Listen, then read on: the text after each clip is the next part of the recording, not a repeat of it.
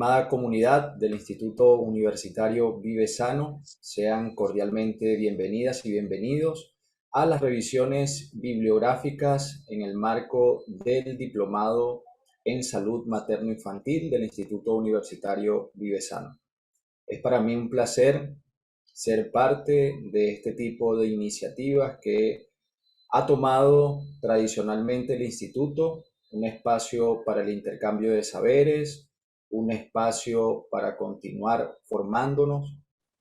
Es sumamente clave este tipo de espacios, dado que los profesionales del área de la salud indudablemente necesitan este tipo de participación activa en el marco de seguir actualizándonos, de seguir debatiendo acerca de temáticas sumamente interesantes. Hoy nos convoca revisiones relacionadas con temáticas en el marco de la salud materno-infantil.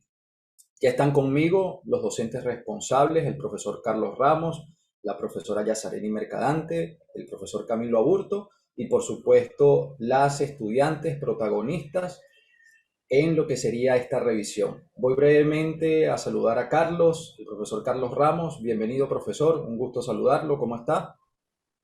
Muy buen día, profesor Rafael León. Buen día, profesor Camilo, profesora Yacereni. Buen día a todas nuestras compañeras y compañeros que hoy nos van a estar compartiendo, que nos van a estar acompañando acá con nosotros dentro de un maravilloso mundo muy adentro. Y cuando digo muy adentro es porque todavía falta bastante por excavar, falta todavía bastante por aprender y por descubrir dentro de lo que es la ciencia de la literatura científica. Muchas veces nos hemos encontrado con una gran cantidad de revistas, pero no sabemos si esas revistas son fiables o no, no sabemos si hay conflicto de intereses o no, no sabemos si hay financiamiento detrás o no, no sabemos si fue una lectura correcta, una escrita correcta como tal o la interpretación correcta.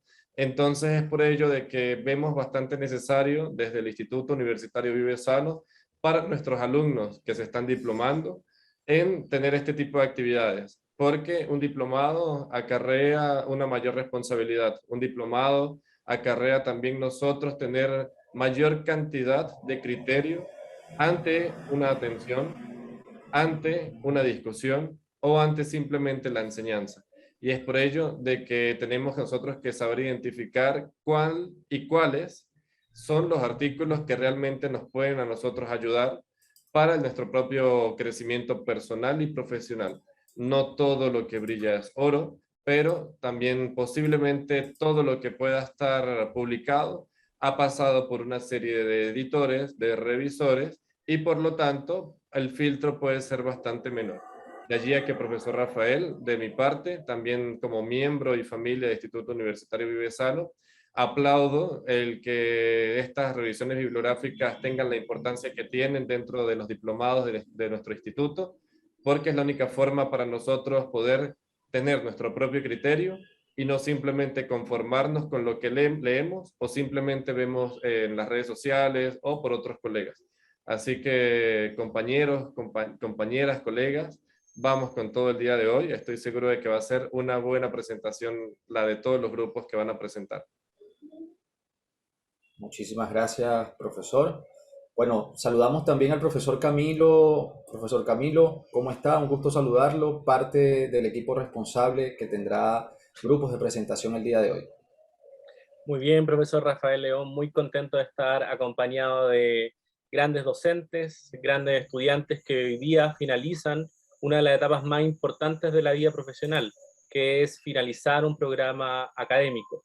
Estoy seguro de que van a hacer un tremendo trabajo, han tenido la posibilidad de poder compartir entre ustedes, entre los profesores, para poder entregar el máximo de sus esfuerzos para el desarrollo de esta actividad tan significativa en la vida profesional de un nutricionista, que es poder acercarse al mundo de la investigación, ser crítico con respecto a la lectura científica y poder generar un juicio de valor basado en la evidencia. Así que desde mi parte les deseo mucho éxito al grupo que va a presentar el día de hoy y en especial al grupo que voy a tutelar en unos minutos más. Profesora Yazareni, bienvenida, un gusto saludarla. Muchas gracias, profesor. Buen día. Bienvenidos también a todos. Para mí también un placer estar aquí hoy, haber acompañado el grupo que también tuve el placer de acompañar como tutora, valga la redundancia. Para mí siempre estas instancias son de muchísima satisfacción. Compartir estos espacios de debate, de actualización, es súper valioso para nosotros en la academia y me alegra muchísimo que el Instituto Universitario Vivesano se le dé el valor que este espacio realmente tiene. Bueno, desearle muchísima suerte y éxito a todos los grupos que se presentan el día de hoy, porque precisamente eso es lo que buscamos, que ustedes tengan la capacidad también crítica de conseguir toda esa evidencia, que salgan de este diplomado no solo con las herramientas que de todos los profesores con muchísimo cariño y muchísima calidad prepararon para ustedes, sino que también tengan la capacidad de ustedes recolectar esa evidencia de las fuentes más confiables, actualizadas y de alto impacto que se encuentran disponibles en la actualidad. Entonces creo que de aquí eso es un poquito de lo que nos vamos a llevar el día de hoy. Muchas gracias, queridos profesores tutores. Voy entonces a dar a conocer de manera muy breve la agenda que nos convoca el día de hoy. Bien resaltaba que hoy nos convoca para aquellos asistentes que se van sumando el workshop en el marco del Diplomado en Salud Materno-Infantil, donde diferentes estudiantes darán presentación a las diferentes revisiones bibliográficas en el marco de este grandioso diplomado. Vemos acá la agenda que nos convoca. Iniciaríamos con el grupo A1, posteriormente iríamos con el grupo B3 y cerraríamos con el grupo F3. Recuerden que contaremos con 20 minutos para cada intervención de cada grupo y 10 minutos para lo que sería el feedback por parte de los docentes y de igual forma los acá presentes. Y les recordamos que una vez finalizada la presentación o intervención de cada grupo, estaríamos facilitando lo que sería el formulario, donde sería clave entonces el feedback por parte de ustedes, dado que nuestros queridos estudiantes serían evaluados tomando en consideración este formulario en el marco de, bueno, una sorpresa que ellos ya muy bien conocen, lo que sería la participación por una beca del 100% en cualquiera de nuestros cursos y certificaciones. Así que, sin más preámbulos, vamos a dar inicio entonces con el primer grupo, el grupo A1, en el marco de la temática Salud de la Mujer Embarazada y Nodriza, conformado por Francisca Campos, Bárbara Gray, Macarena Nicole Luco y Fabiola Andrea Parra, y el docente responsable es el profesor Carlos Ramos. Así que, queridas colegas, el espacio es todo suyo. Pueden iniciar lo que sería la compartición de pantalla para dar inicio con esta presentación.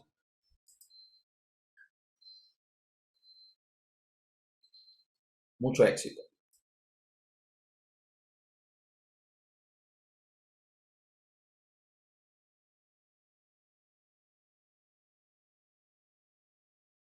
Estimada Fabiola, está silenciada.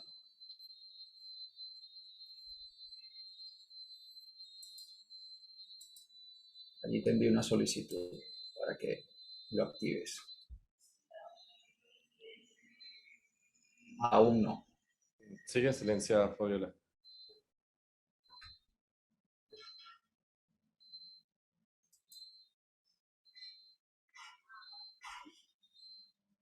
No.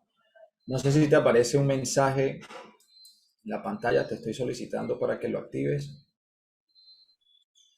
¿Ahora? Ahora perfecto. Ahora sí. Ok, ya. Comenzamos entonces. Ya. Primero que todo, muy buenos días a todos los presentes. Bienvenidos a nuestra presentación. Nosotras somos el grupo A1 de este workshop del Diplomado de Nutrición de Salud Materno-Infantil. Y nuestro tema es el impacto de la nutrición temprana, la actividad física y el sueño sobre la programación fetal de la enfermedad en el embarazo, una revisión narrativa. Expondremos en esta presentación mis colegas nutricionistas, todas somos chilenas, y acá se las voy a presentar. Bárbara Pinchera, diplomada en nutrición deportiva y certificada en alimentación complementaria. Francisca Campos, diplomada en nutrición clínica, certificada en lactancia materna y alimentación vegetariana. Macarena Luco, consejera en lactancia materna, certificada en lactancia materna y alimentación complementaria y auriculoterapeuta. Y quien les habla, Fabiola Parra, certificada en gestión de servicios de alimentación y nutrición. Ya. Primero que todo, señalar que los autores de esta revisión narrativa son Jorge Moreno Fernández, Julio J. Ochoa, Magdalena López y Javiera Díaz Castro. Esta revisión fue publicada el día 20 de diciembre del año 2020 y fue realizada sin ningún conflicto de interés. Y a modo de introducción indica lo siguiente. La programación temprana ocurre antes de la concepción y se define como el proceso de adaptación mediante el cual la nutrición y otros factores ambientales alteran el desarrollo fetal en el útero, lo cual induce a cambios en el metabolismo y aumenta la susceptibilidad a enfermedades crónicas en la edad adulta. También señala que la nutrición y la actividad física están relacionadas debido a que la desnutrición materna interfiere en la salud deportiva de la descendencia, haciendo que estos tengan una vida sedentaria. También, por otro lado, los trastornos relacionados al sueño pueden provocar efectos negativos en la salud de la madre y su hijo a nivel psicológico, metabólico y epigenético. En cuanto a cómo influye la dieta materna en la salud de la descendencia, tenemos primero el papel de la desnutrición y las consecuencias a lo largo de la vida. Como la mayoría sabemos, la desnutrición materna causa retraso en el crecimiento intrauterino y la principal consecuencia de este retraso es que estos niños nacen con su sistema renal menos desarrollado, con menor cantidad de nefrona, por lo tanto, una tasa de filtración glomerular mucho más alta comparado a niños que nacen con un crecimiento intrauterino normal, lo cual los condiciona a una futura insuficiencia renal. También es importante mencionar que en relación a los micronutrientes es importante la pronta suplementación con minerales como el yodo y el hierro, y vitaminas como la B12 y el ácido fólico antes y durante el embarazo, ya que esto se asocia a aumento del peso al nacer, disminución de parto prematuro, disminución de riesgo de preeclampsia y el mejor desarrollo mental de la descendencia. Segundo, cómo influencia la dieta materna en el desarrollo cognitivo y el comportamiento de la descendencia. Acá se indicaba que una dieta inadecuada durante el embarazo, que no aportara los nutrientes esenciales para el correcto desarrollo del cerebro del feto, puede producir alteraciones irreversibles en las funciones cerebrales y el comportamiento de la descendencia. Tenemos también el síndrome metabólico y la programación nutricional. Bueno, acá se habla principalmente, comentaba los estudios, que la directa relación que hay entre una restricción nutricional puede condicionar a enfermedades cardiovasculares en la edad adulta, como enfermedades cardiovasculares principalmente y diabetes mellitus. Y estos resultados son en base a estudios epidemiológicos en adultos y experimentales en animales de laboratorio. Y por último, cómo influye el consumo excesivo de calorías en la dieta materna, o sea, en la descendencia, perdón. Consumo excesivo de calorías, tanto previo o durante el embarazo, puede inducir una situación crítica llamado nutrición fetal excesiva, que aumenta el riesgo de obesidad y complicaciones cardiovasculares en la descendencia.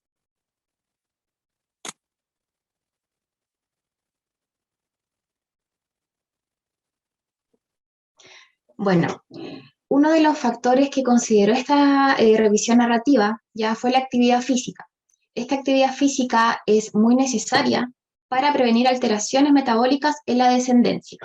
Además, puede tener una correlación positiva en el neurodesarrollo y lenguaje en los niños de 18 a 60 meses. Se ha documentado además que la actividad física en el ejercicio de resistencia anaeróbica, de intensidad moderada a vigorosa, en mujeres embarazadas a partir de la semana 17 hasta el parto, mejoraría de forma considerable el sistema inmune. Lo que obviamente aumentaría la prevención, digamos, de enfermedad infecciosa en este periodo. Además, mejora la salud en general. Ya, esto es muy importante porque mejora el ánimo, disminuye el estrés, ya disminuye también los síntomas propios del embarazo, por lo tanto, haciendo esta etapa mucho más placentera. Ya, otra cosa muy importante que promueve la actividad física en beneficio de las embarazadas es que aumenta, digamos, la intensidad de la perfusión placentaria.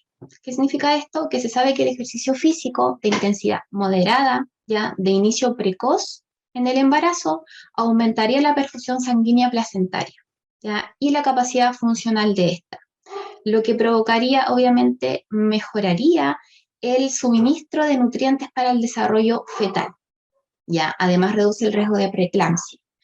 ¿Y cómo se explicaría esto? Que, bueno, la preeclampsia es la disminución de la perfusión celular, lo que llevaría a una hipoxia placentaria.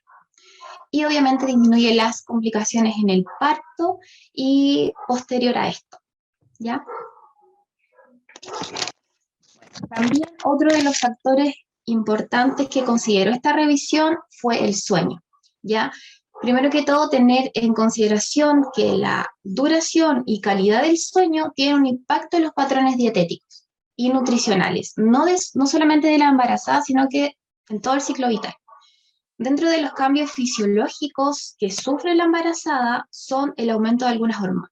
Por ejemplo, como bien dice ahí, el aumento de la progesterona. Esta va a causar fatiga, va a causar también somnolencia diurna. ¿Ya? El aumento del cortisol también es una hormona que se ve afectada y elevada, haciendo que disminuya el sueño REM. ¿Qué quiere decir esto? Que va a disminuir el sueño donde nosotros soñamos, ¿ya? Donde es más profundo.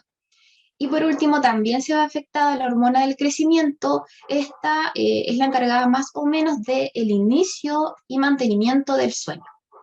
Por lo tanto, estas hormonas están relacionadas directamente con el sueño, ¿ya? Por lo tanto, se altera la arquitectura del sueño de la embarazada, ¿ya? Sí o sí van a haber problemas. Claramente no en todas las mujeres embarazadas va a tener la misma intensidad, pero sí van a haber problemas, ¿ya? Se aumenta ligeramente en el primer trimestre de embarazo, ¿ya? Y de manera significativa en el tercer trimestre. El sueño aumenta en 30 minutos y además baja la calidad de este. Por lo tanto, ahora viene esta segunda parte que es la melatonina. Ya acá la melatonina es la hormona del sueño que tiene una función muy importante para regular este. Ya, esta hormona se ve alterada con la luz y la oscuridad. Por lo tanto, si se altera el ciclo, puede traer consecuencias metabólicas a largo plazo, ya como lo que aparece ahí, por ejemplo, en el metabolismo de los lípidos, resistencia a la insulina. Además, este estudio, ¿verdad? Esta revisión narrativa nos dice que una correcta suplementación con la melatonina al inicio del embarazo podría contrarrestar radicales libres, ya evitando oxidación y evitando enfermedades próximas a largo plazo. Bueno, con el tema de los materiales y métodos de resultados de esta revisión narrativa, tenemos que la búsqueda comenzó el 3 de enero del 2020. Se ocuparon 3 buscadores, ya que fue PubMed, fue Cochrane y SCielo, en los cuales utilizaron palabras claves como, por ejemplo, programación temprana, programación metabólica, y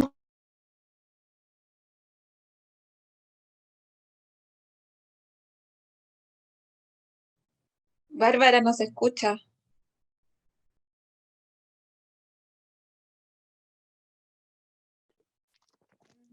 ¿Dónde dejé de escucharme? ¿En qué parte? Las palabras clave. Entonces, bueno, estamos en las palabras claves que se ocupó en este estudio, que fue programación temprana, metabólica y intrauterina, dieta materna y crecimiento fetal. Este estudio contó con un criterio de inclusión, que fueron manuscritos con personajes, digamos, expertos en el área de la nutrición. Y sus criterios de exclusión fueron manuscritos en idioma diferente al español e inglés. Y además se recopilaron 49 manuscritos en total, de los cuales 2 fueron excluidos por falta de interés y por ser no importantes ni relevantes para el estudio.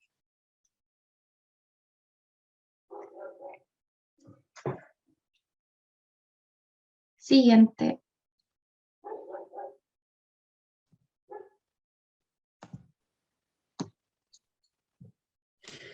Bueno, y para finalizar la primera parte de esta exposición, tenemos la discusión y las conclusiones, que refiere principalmente a que factores nutricionales, endocrinos, metabólicos y los estilos de vida de la madre están directamente relacionados con el crecimiento y desarrollo del feto. Por lo tanto, si estos factores no son los más idóneos, pueden afectar alterando la función tisular y a la vez pueden afectar la susceptibilidad de varios trastornos por lo largo de la vida. Por lo tanto, si nosotros tenemos, es súper importante tener la nutrición en los primeros años de vida, porque son súper determinantes para evitar enfermedades a largo plazo. Por ejemplo, si tenemos una desnutrición fetal, esto lleva también a un retraso en el crecimiento intrauterino y por lo tanto lleva un bajo peso al nacer. ¿Qué pasa si hay un bajo peso al nacer? Esto puede indicar que el recién nacido puede nacer con problemas del sistema renal, cardiovascular, respiratorio y endocrino. Y en el caso contrario, si tenemos un exceso de peso en la mujer embarazada, puede provocar macrosomías, tendencia a la obesidad infantil, diabetes mellitus tipo 2 y enfermedades cardiovasculares. Ahora, si hay una actividad física moderada, se puede prevenir alteraciones metabólicas, pero no así por sí sola. Y la práctica de actividad física podría ser beneficiosa para el desarrollo neurológico del feto. También es muy importante destacar la relevancia de los problemas del sueño durante el embarazo, que estos también influyen en el adecuado crecimiento y desarrollo fetal. Por lo tanto, sin todos estos problemas se podría evitar una obesidad infantil y las enfermedades metabólicas. Si nosotros volvemos al punto inicial, que eran los factores nutricionales, endocrinos, metabólicos y los estilos de vida de la madre, y tomamos en cuenta todos los factores mencionados anteriormente, podemos determinar que la nutrición y los factores de metabolismo durante los primeros años de vida juegan un papel clave en la promoción de salud y en los programas nutricionales en el mundo, y junto con esto pueden mejorar la salud de la población y de la mano también disminuir los costos de hospitalizaciones. Bueno, pasando a esta segunda parte de esta presentación, nos da toda la herramienta para poder hacer un análisis crítico de esta investigación, dentro de que la primera pregunta es, ¿cambiaría el título o crees que el título refleja lo que se estudió? Si bien el título enfoca básicamente la enfermedad en el embarazo, nosotros creemos que durante todo este artículo se habló no solamente de enfermedades, sino que de sus consecuencias a lo largo de la vida. Por lo tanto, el título que nosotros incluiríamos en este sería Impacto de la nutrición temprana, la actividad física y el sueño sobre la programación fetal y sus consecuencias a lo largo de la vida. La segunda pregunta es si refleja el resumen todo el contenido. Nosotros creemos que sí refleja todo el contenido, sin embargo, no ofrece datos numéricos que sean relevantes y no llame tampoco a que uno continúe leyendo este estudio. Por lo tanto, si nosotros podemos mejorar este estudio, incluiríamos un estudio experimental que tenga unas muestras que sean significativas para el lector. La tercera pregunta es, ¿se explica claramente el objetivo del estudio, dónde se colocó en el texto y cuál era el propósito del estudio? El objetivo del estudio fue claramente, está incluido en el resumen y en la parte final de la introducción.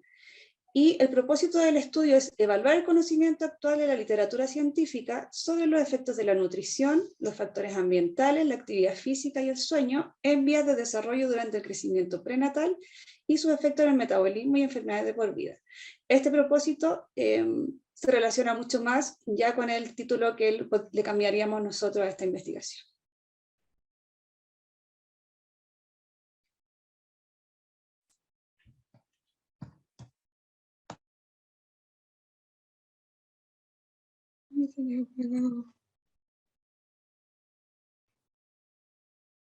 Ahora sí, para continuar con la revisión bibliográfica, la cuarta pregunta del artículo nos pregunta si presenta alguna limitación en el estudio y cuál era. Nosotros como equipo encontramos que sí había limitaciones y estas eran principalmente dónde fue buscada la información.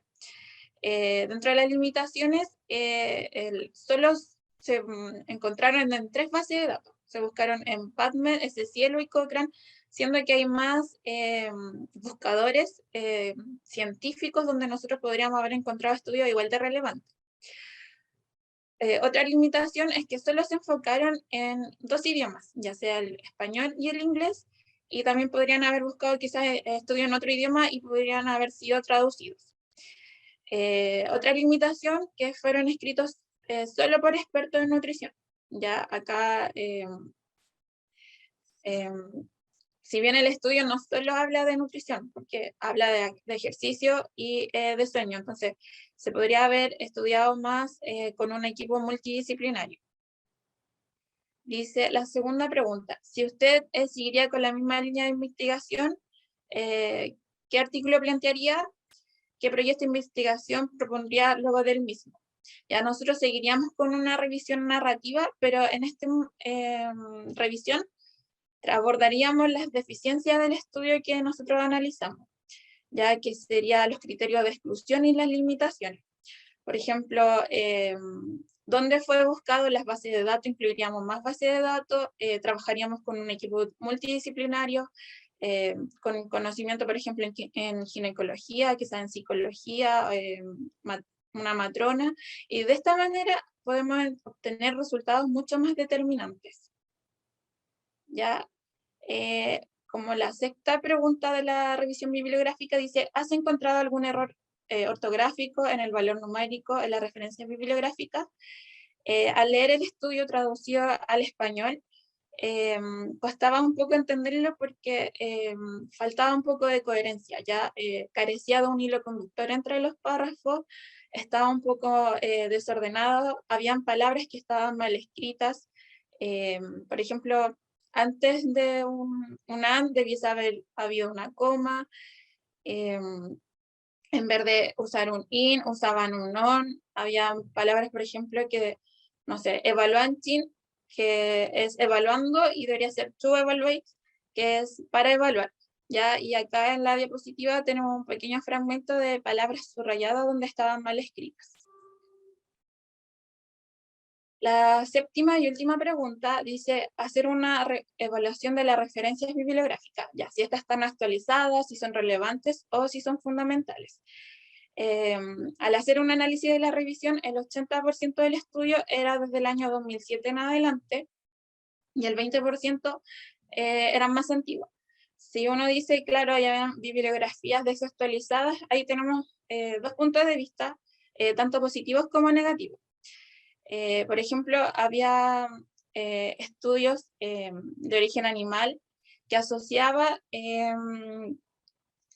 el síndrome, o sea, la desnutrición con el síndrome metabólico. Y este estudio fue realizado en el año 1991, siendo que el síndrome metabólico ha sido actualizado en el año 2013 y ha incluido parámetros como el perímetro de cintura. Si bien había más bibliografías que estaban, si uno lo ve por año, desactualizadas, eran súper importantes para este estudio. Por ejemplo, lo que está citado por la hipótesis de Barker. Barker fue uno de los primeros en plantear una controversia con la relación inversa entre la desnutrición de la madre y con una obesidad y enfermedades cardiovasculares en la descendencia.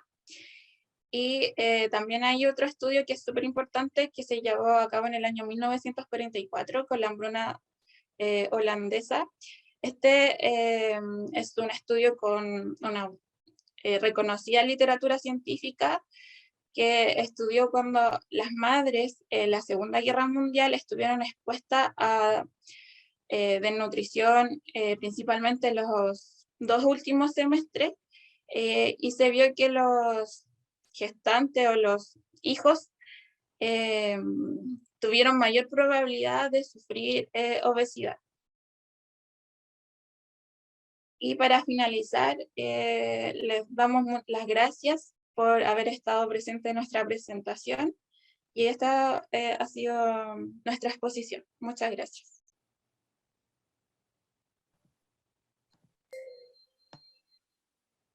Excelente. Bueno, muchísimas gracias al grupo A1 conformado por Francisca, Bárbara, Macarena, Fabiola.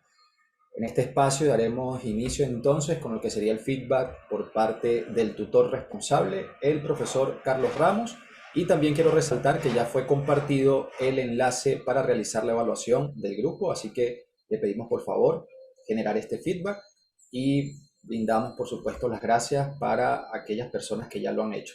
Adelante, profesor Carlos.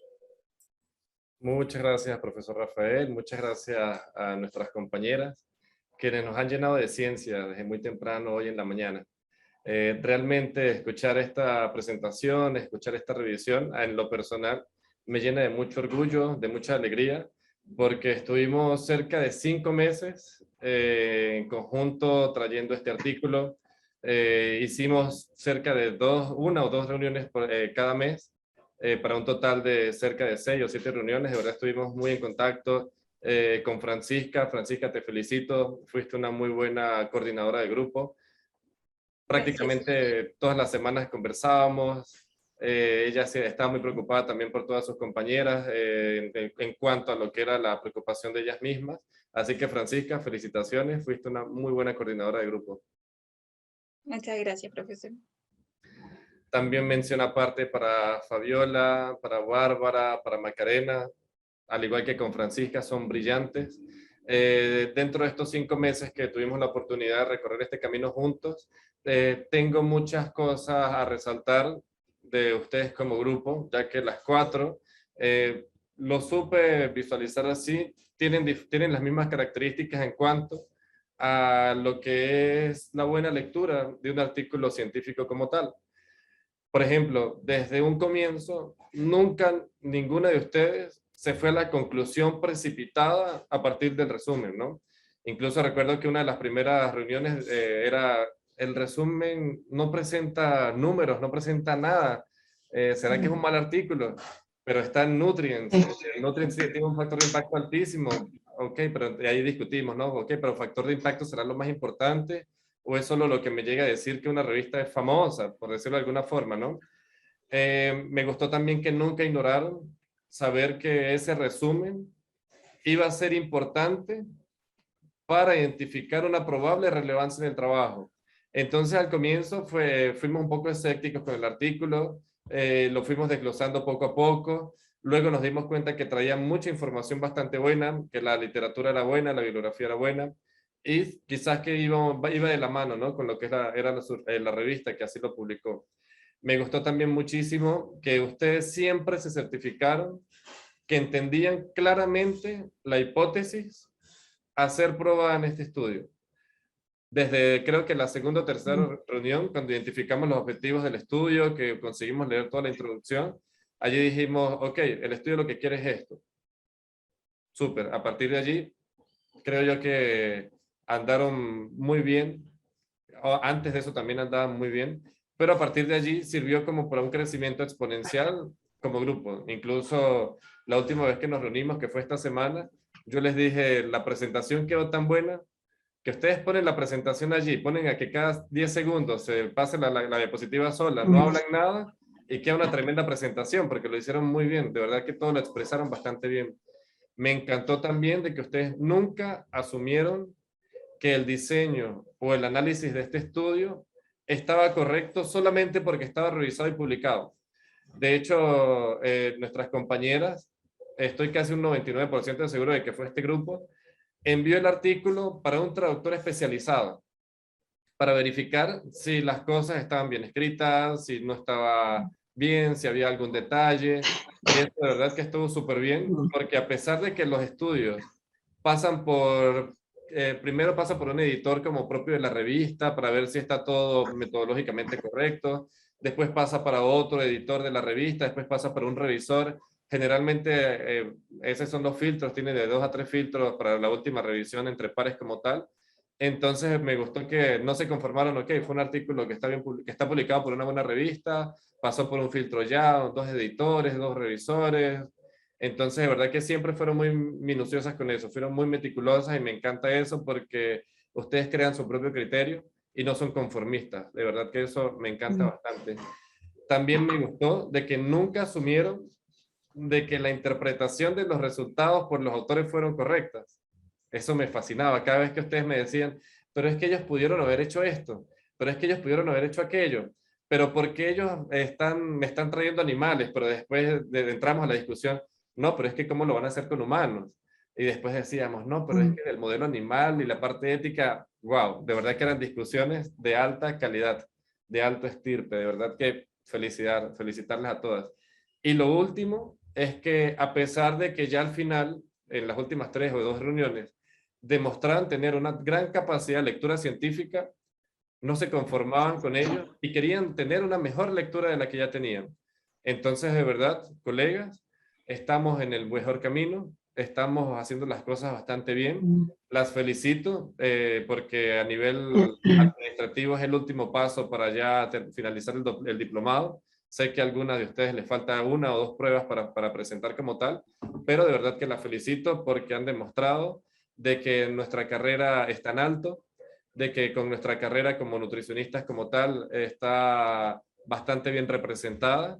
Así que de verdad que yo encantado de seguir aprendiendo de ustedes. Me encantó compartir estos meses con ustedes y vamos para adelante. Ustedes son muy buenas, no tengo ninguna pregunta porque sé que todo fue bastante bien explicado. Felicitaciones a todas. Muchas gracias. Gracias, profesor. Muchísimas felicidades y bueno, les espera un gran éxito. Así que un fuerte abrazo a la distancia. Muchas gracias. Muy bien. Despedimos entonces al grupo A1 y pedimos por favor que puedan ir activando su cámara. El grupo B3 está conformado por la colega Bárbara Nicole Oviedo, Larisa Delfino y Javiera Paz, para dar entonces inicio a lo que sería nuestra segunda presentación del día, a cargo de la profesora tutora responsable, Yazareni Mercadante. Así que el espacio es todo suyo. Muchos éxitos.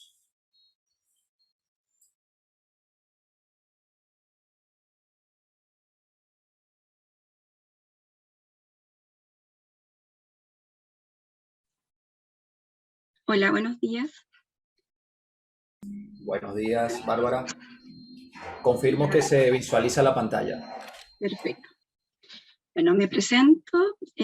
Somos el grupo B3 con la tutora Yazareni Mercadante y nuestro tema es lactancia en tándem, un análisis descriptivo del valor nutricional de la leche cuando se alimenta a un niño menor y mayor.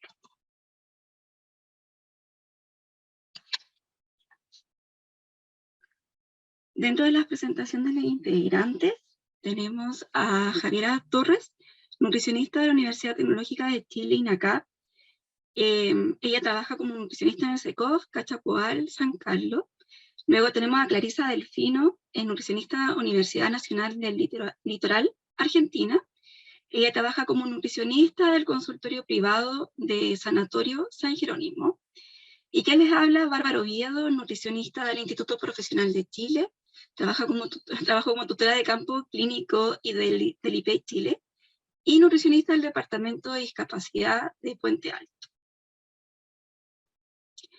Nuestra presentación e introducción, como saben, tenemos la lactancia en tándem, que es un análisis descriptivo del valor nutricional, ¿ya? Y de la leche cuando se alimenta un niño menor o mayor. Tenemos alrededor de 8 autores y obviamente el año de nuestra publicación de este estudio fue en enero del 2021. Como modo de introducción, se define la lactancia en tándem como el amamantamiento de 2 niños que no son gemelos. Esto no es una práctica habitual en madres de Europa y en Estados Unidos. Y esto lleva a que cause dentro de los profesionales de salud ¿cómo se llama?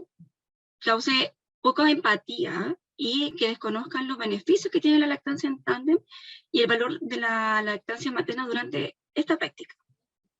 ¿Ya? Las mujeres que amamantaron durante más de un año en esta investigación se dieron cuenta que el contenido de la grasa, hay un mayor contenido del valor de la grasa y al igual que el valor energético, y también la proteína se mantiene ya como valor nutricional. Las madres que dan pecho en tándem y las que no lo hacen no mostraban diferencias significativas en la composición del calostro. Dentro de la introducción, el objetivo principal de este estudio fue obviamente proporcionar estadística descriptiva sobre el tándem en madres lactantes y describir también lo que fue la composición de la leche humana en caso de mujeres que estaban amamantando en tándem y después de destetar a un niño pequeño. El alcance de esta investigación incluye el análisis de macronutrientes que incluye la grasa total, la proteína cruda, la proteína verdadera, el índice de los carbohidratos, materia seca y el valor energético. Hasta donde sabemos, esta es la primera investigación que se realiza para describir la composición de la lactancia en tándem. Como materiales y método, en la parte de la participación del estudio, aquí hay un grupo de madres que amamantan en tándem y ellas van a ser reclutadas en un grupo de apoyo a lactancia materna y a todo lo que son en relación a redes sociales. El criterio de inclusión que tiene este estudio tiene un mínimo de 4 lactancias en un periodo de 24 horas, lo cual ellas también realizaron un cuestionario demográfico donde se preguntó la edad, el número de embarazo, el número de hijos, también el nivel de profesional que había, y el número de destete también que tenía dentro de los niños. También se evaluó una escala subjetiva de Goodman para determinar el nivel socioeconómico, donde se determinó que el nivel 1 es un nivel bajo, el número 2 un nivel medio, y el número 3 es un nivel bueno.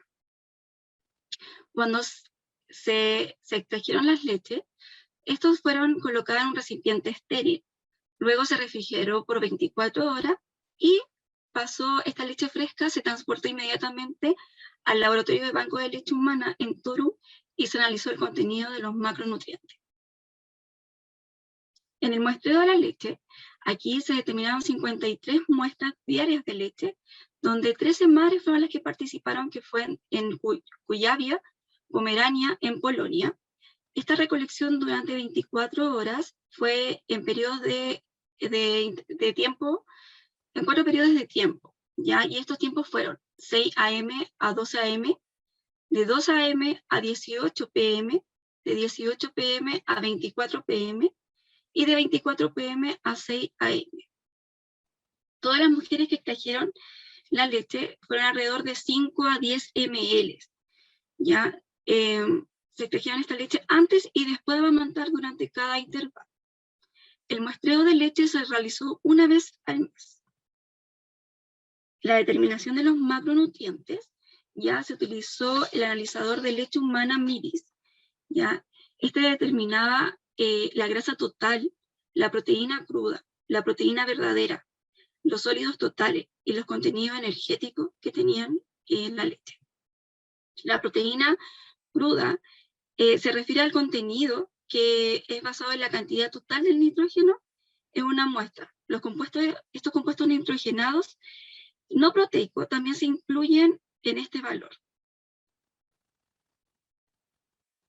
En la parte del análisis estadístico, se utilizaron modelos de líneas generales y ANOVA. Esto determinó que la variable independiente va a ser la hora del día y la variable dependiente va a ser los valores de la leche analizados.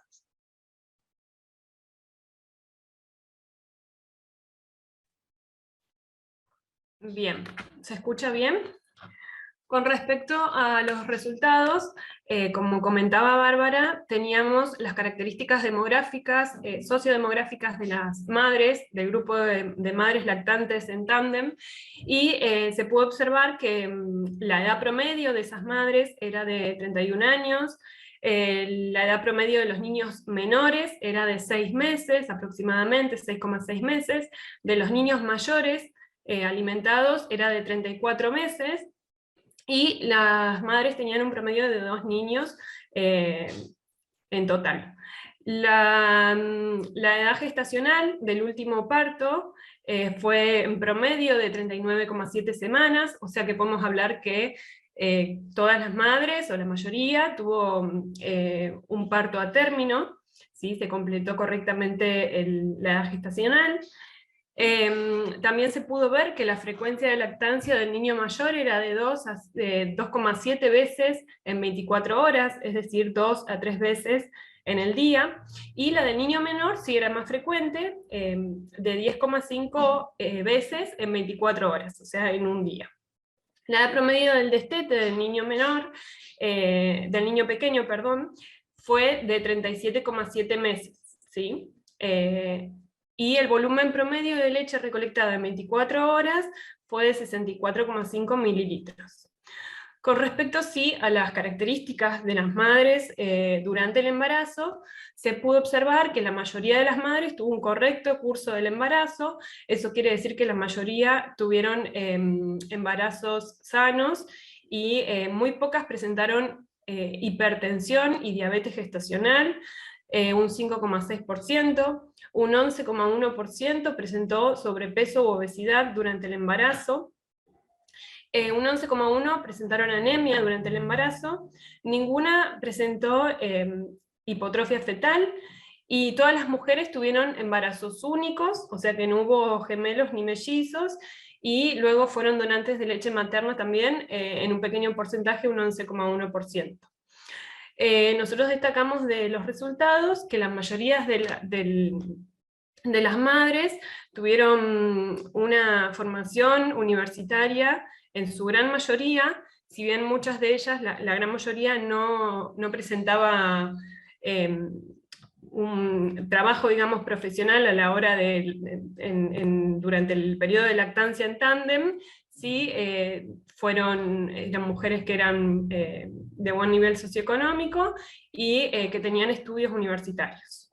Y también la mayoría de las madres demostraron un buen estado de salud de sus niños y que pudieron comenzar con la alimentación complementaria a tiempo y en forma recomendada por los profesionales de salud.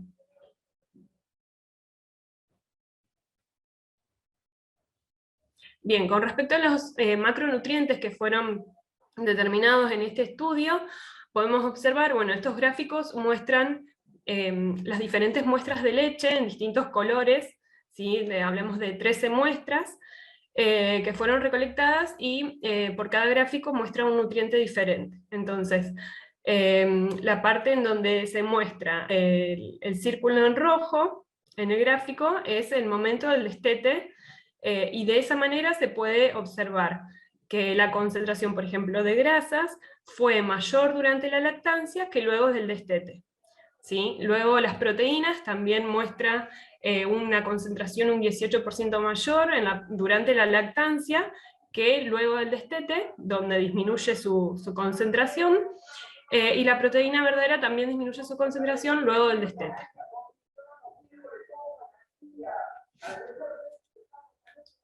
Con respecto a los carbohidratos, no se mostraron diferencias durante la lactancia en tándem y luego del destete. Y con respecto al valor energético, sí hubo una diferencia, ya que las calorías fueron un 14,2% mayor en la lactancia en tándem que luego del destete. Esto se ve principalmente reflejado por el contenido de grasas, que son las que más aportan calorías, y al haber una diferencia significativa en las grasas, esto impactó directamente en el contenido calórico de la leche humana. No se demostraron diferencias estadísticamente significativas en la cantidad de macronutrientes entre las muestras en diferentes intervalos de tiempo, o sea que dentro de la misma muestra no cambió significativamente la composición de la leche en diferentes horarios. Con respecto al análisis estadístico, la correlación entre los distintos macronutrientes de la leche materna en tándem, pudimos observar varias correlaciones estadísticamente significativas. Tuvimos una correlación, el estudio tuvo una correlación negativa con respecto a los carbohidratos relacionados con las grasas totales, proteínas verdaderas, materia seca y valor energético. Y una correlación positiva con respecto a la grasa total, la materia seca y el valor energético.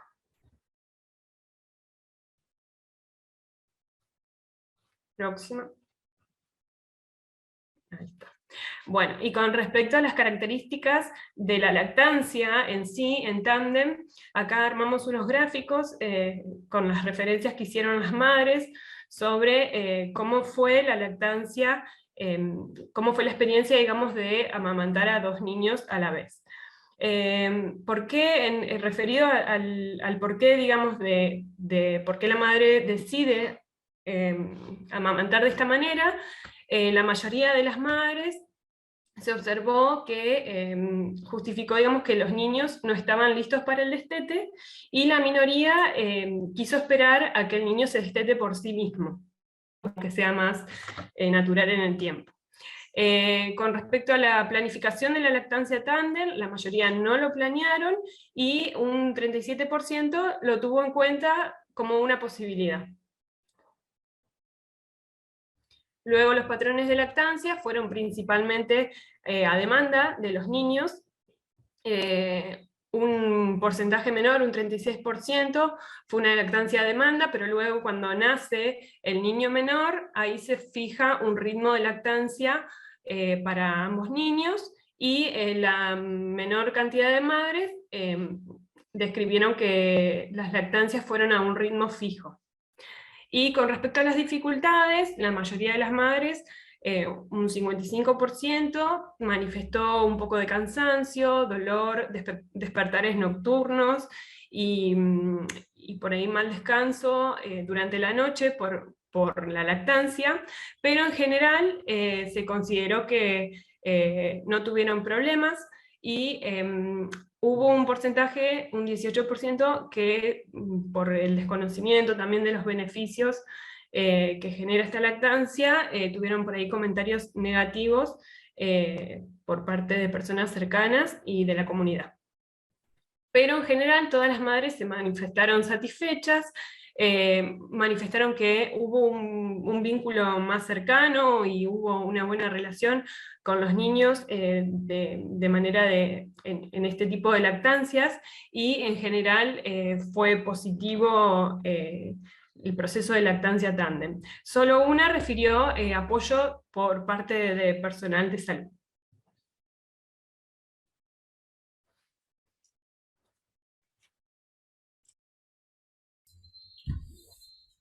Hay inconvenientes con el audio de Javiera, no sé si Javiera me escucha. Sí me escucha, sí, pero nosotros no te escuchamos y el audio aparece como activo. No sé si tienes manos libres por allí.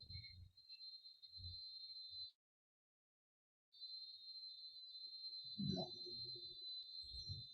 Voy a desactivar el audio y enviarte la solicitud de activación nuevamente. Vamos a ver.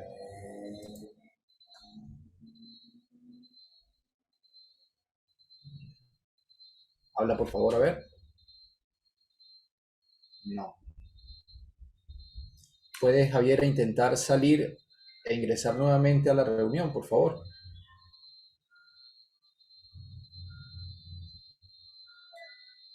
Salir e ingresar nuevamente a la reunión para ver si podemos solventar ese inconveniente. Vamos a esperar unos segundos a nuestra colega Javiera.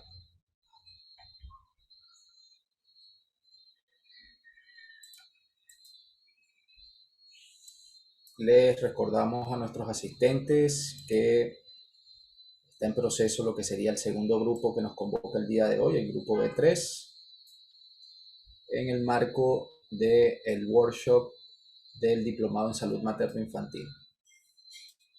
Esperamos por Javiera para retomar, ya está ingresando. Vamos a ver.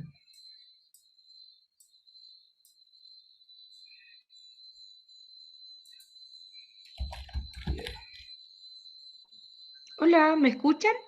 Excelente, Javiera. Adelante Ya, con su ahora presentación. sí. Bueno, en cuanto a la discusión, tenemos que en relación a este estudio existen pocos sobre la lactancia en tándem. Ya tenemos que mencionar que la comparación que se hace con este estudio fueron con estudios más antiguos, ¿ya? otorgan lactancia materna generalmente madres con un estudio universitario de un 91%, lo cual no hace relación que fueron madres con un poco más de educación que probablemente investigaron sobre qué era la lactancia en tándem o se le orientó, ¿ya? Generalmente los niños fueron de nacimiento de término, lo cual influyó en la producción y continuidad prolongada de la lactancia materna, ¿ya? No se generó déficit de lactancia materna en tándem, por lo que la lactancia se fortalece y se especifica para cada edad. Cabe señalar que aún así las madres hicieron un tanto de diferencia en enfocarse más en la alimentación del niño menor, ya que necesitaba cubrir un poco más de requerimiento porque no estaba con alimentación complementarias. En cambio, el niño mayor que ya se encontraba con alimentación complementaria, ¿ya? Para terminar la discusión, es súper importante que como profesionales promovamos la lactancia materna por el mayor tiempo posible, ya sea en tándem como también lactancia materna exclusiva cuando es solo un niño. A modo de conclusión de la presentación, amamantar durante más de un año a un niño o lactancia en tándem no afecta la nutrición de ellos. Ya esto se pudo ver en los resultados explicados por mi compañera anteriormente. Es más, la lactancia materna se fortaleció y evolucionó según los requerimientos de cada lactante. O sea que logró cubrir los requerimientos del niño mayor como también del niño menor. Es por esto la importancia de fortalecer y promover la lactancia materna por el mayor tiempo posible, ya aún otorgando lactancia a un niño o en tándem. Es fundamental en este sentido el rol de nosotros como profesionales de la nutrición en la promoción de lactancia materna por el mayor tiempo prolongado y que sea exclusiva. En cuanto al análisis crítico, la primera pregunta es si nosotros cambiaríamos el título o cree que el título refleja lo que se realizó en este estudio. Ya, nuestra opinión fue que nos parece que el título refleja correctamente el contenido del estudio, ya que se condice con el objetivo principal planteado y desarrollado.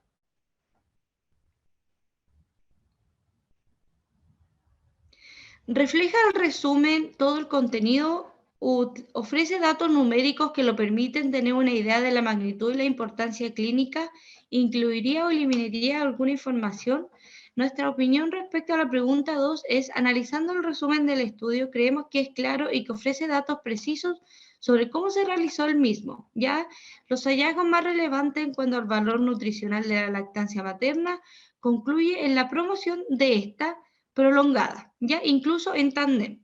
Ofrece datos numéricos en cuanto al número de mujeres que participan en el estudio, pero no así hace referencia a los resultados, los cuales son expresamente textuales. Básicamente nos muestra cómo se realiza el estudio, pero no nos da los resultados, por lo que aún leyendo el resumen, uno puede tener una idea de lo que viene continuamente, pero precisamente no da los resultados. Se explica claramente el objetivo del estudio, dónde se colocó en el texto y cuál era el propósito.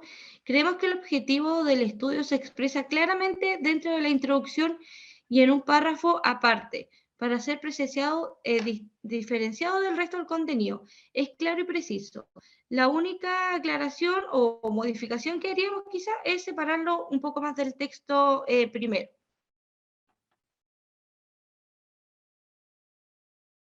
Presenta el artículo las limitaciones del estudio. ¿Cuáles eran? Nosotros encontramos 3. El tamaño de la letra reducido, la insuficiente evidencia científica en relación al estudio y la baja cantidad de mujeres utilizando lactancia en tándem, ¿ya? Creemos que el estudio podría tener limitaciones en cuanto al tamaño reducido de la muestra. Si bien se expresa en la introducción del artículo la baja cantidad de mujeres que practican esta forma de lactancia, consideramos que se podría tomar un tamaño de una muestra mayor, ¿ya?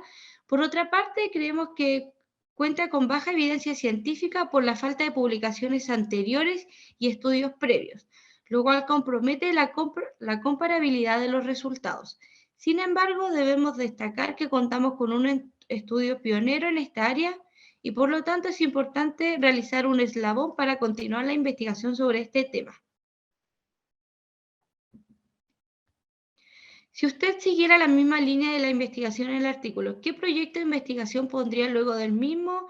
Dentro del estudio de lactancia en tándem, creo que podríamos desarrollar estudios como evaluar la calidad nutricional de lactancia materna en lactancia en tándem de bebés prematuros y niños mayores, o sea, haciendo la diferencia de una mamá que tuvo un bebé prematuro, ya habiendo tenido un niño mayor de término.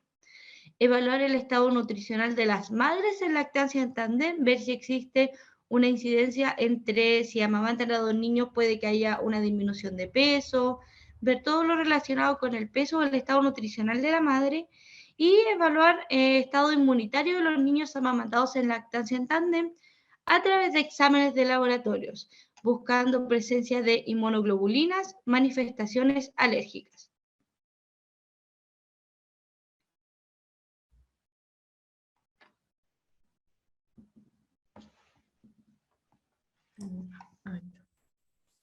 Bien, con respecto a si encontramos algún error ortográfico o en valor numérico, referencias bibliográficas, nosotros encontramos con respecto a las referencias bibliográficas dos errores con respecto a las citas de la manera que fue citado estos estudios serían.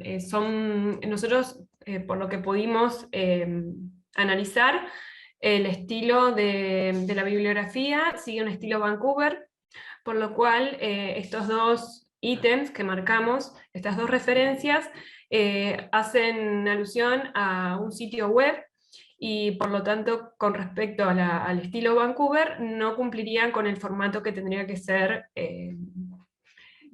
narrado. Deberían tener un orden diferente de narración.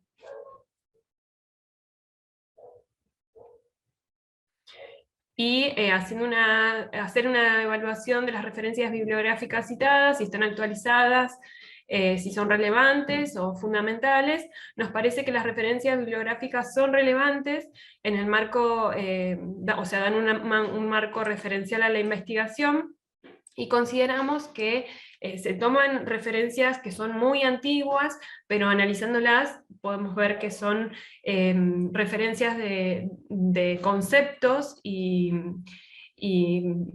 palabras claves, digamos, que se explican, pero que en realidad todas, digamos, estas son las menos frecuentes, y las más frecuentes son las que están actualizadas. Nosotros decidimos hacer un gráfico para evaluar las distintas referencias bibliográficas, a ver si la mayoría estaban actualizadas o no. Tomamos como parámetro que sean mayores o menores a 5 años, y bueno, y ahí pudimos observar que de 38 revisiones bibliográficas que fueron citadas, 15 fueron menores a 5 años, eso nos da un porcentaje de 39,5%, y 23 fueron más actuales, con un promedio menor a 5 años. Por eso tenemos un porcentaje de 60,5%. Bien, y con esto damos por finalizado el análisis crítico y la descripción del estudio. Muchas gracias por escucharnos.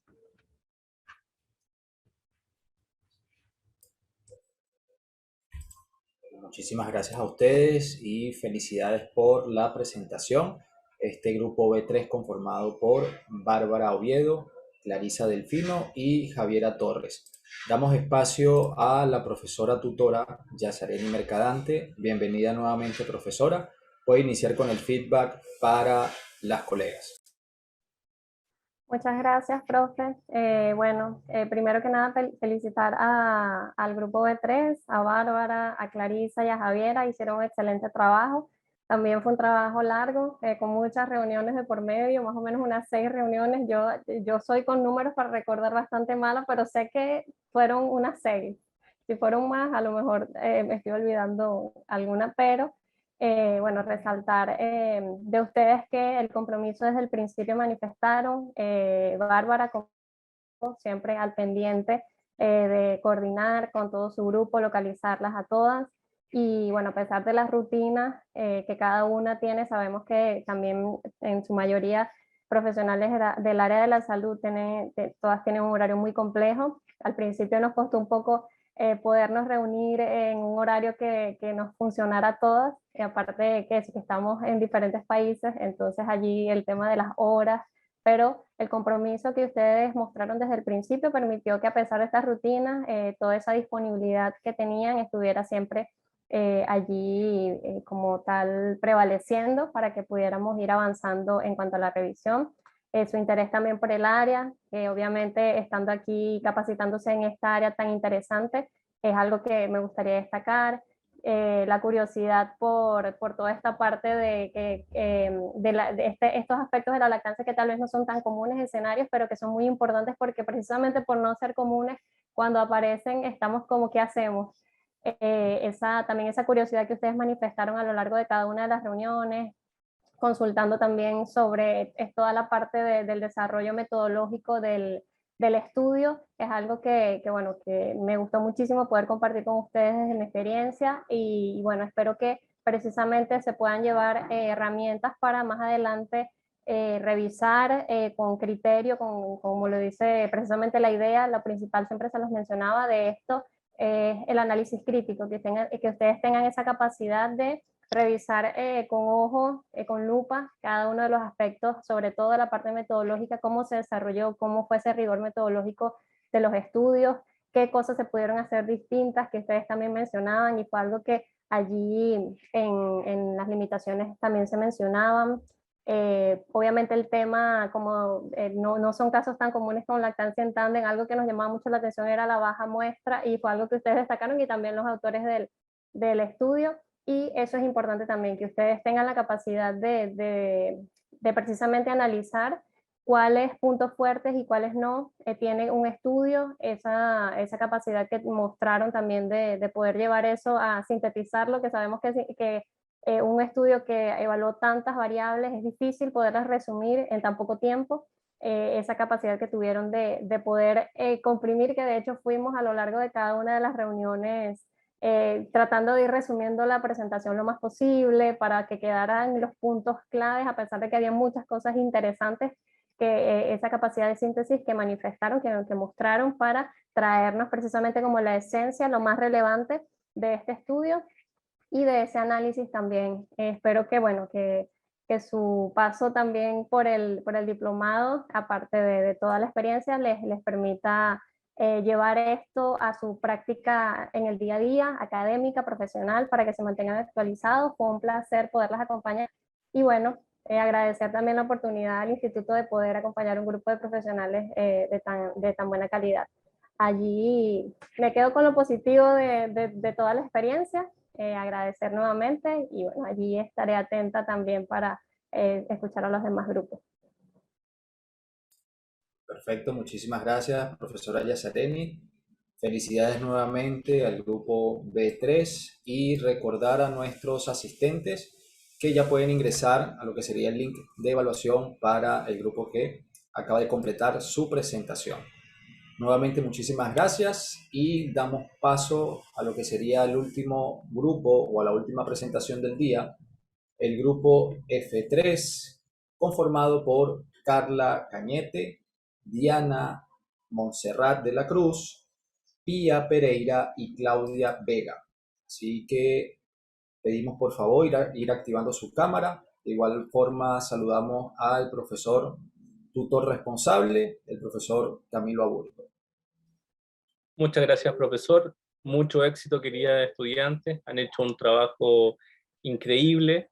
Esta es la culminación de todo lo trabajado, de las reuniones bien tarde en la noche, y estoy seguro que van a hacer un trabajo increíble. Mucho éxito y confirmo que se visualiza la presentación.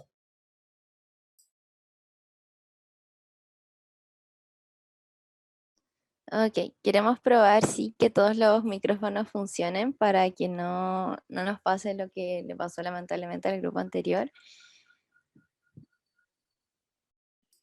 Carla, confirmado. El mío. Diana, perfecto. Hola, hola. Perfecto también. Se nos quitó la presentación, nada más dame un segundo. Súper.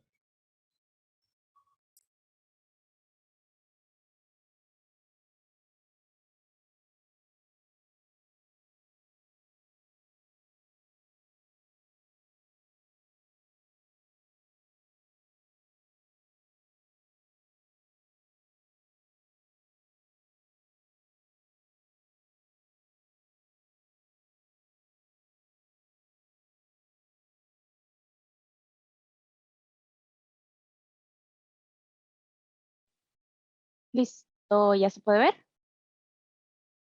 Confirmo. ¿Se puede ver? Sí, Perfecto. perfecto. Listo, gracias. Adelante. Ustedes nos avisan cuando empecemos. Vamos, adelante. Ok. Bueno, buenos días a todos los asistentes. Hoy día vamos a presentar el grupo F3, que nos toca analizar el estudio aumento de la alimentación emocional durante el COVID-19 asociado con el confinamiento y la angustia psicológica y social. Las integrantes de este grupo son la doctora Claudia Kemi Vega Cázares, quien es doctora en Ciencias y Biotecnología en el Instituto Tecnológico de Sonora y es de México. La nutricionista Pía Pereira Jiménez, quien se tituló de la Universidad Santo Tomás de la Serena en Chile. Ahí. Y la licenciada en nutrición Diana Monserrat de la Cruz López, quien es licenciada de la Universidad de Guadalajara, también de México, con titulación por excelencia, y nutrióloga materno-infantil con vasta experiencia en investigación y docencia. Y quien les habla, nutricionista Carla Andrea Gañete Palta, titulada de la Universidad de Chile el año 2019 en Chile. Vamos con la presentación. A modo de introducción, vamos aquí. A modo de introducción, el nombre del artículo, como se mencionó anteriormente, es el aumento de la alimentación emocional durante el COVID-19 asociado con el confinamiento y la angustia psicológica y social. Los autores son Cinzia Saccheto, Marianela Aiello, Claudia Gentili, Silvio Yonta y Sofía Adeloides del año 2021 de Italia, y las temáticas principales que abordaron fueron la cuarentena durante la pandemia COVID-19 y la alimentación emocional. El tipo de estudio es retrospectivo transversal y el objetivo principal fue investigar a través de una encuesta en línea cómo el confinamiento por COVID-19 afectó a la alimentación emocional y los atracones en residentes italianos.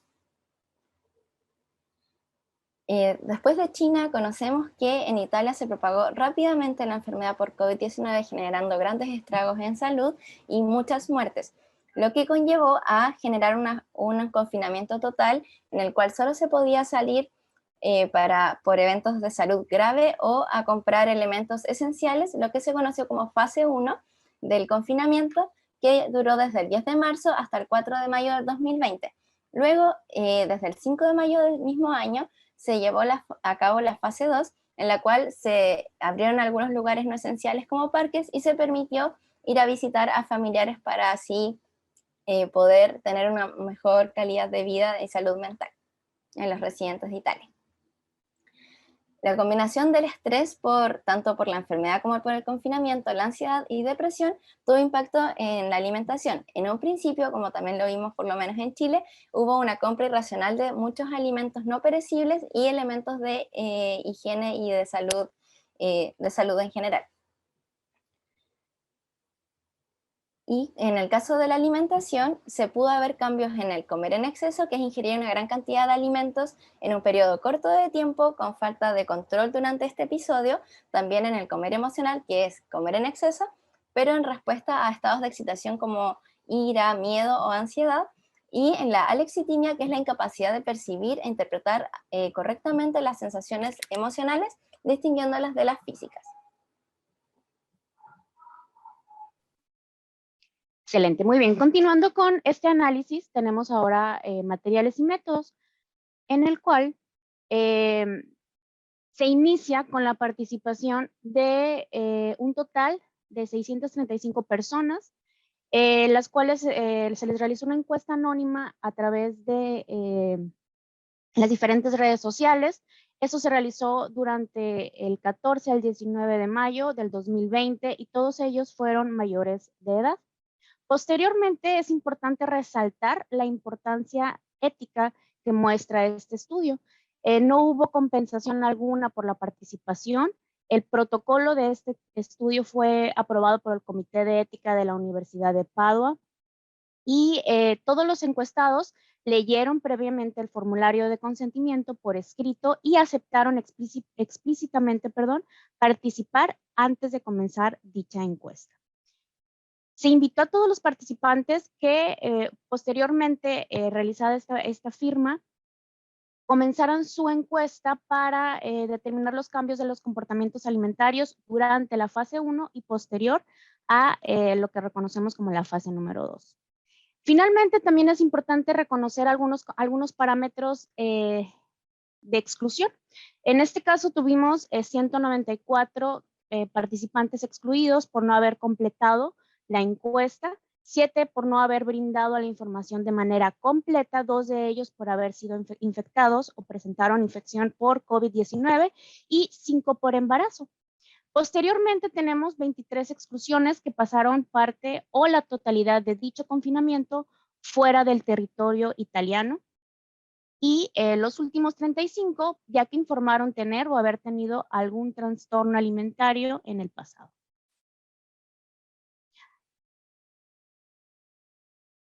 La encuesta en línea se puede dividir en 3 líneas o fases o etapas.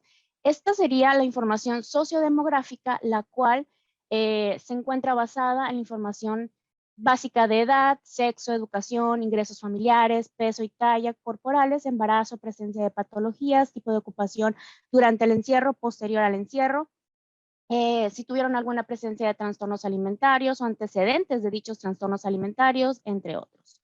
Las siguientes, que son las encuestas sobre la fase 1 de confinamiento y sobre la fase 2, pues son consideraciones como lo son la residencia actual, que son básicamente dimensiones de casa, presencia de un espacio externo como lo es jardines, balcones.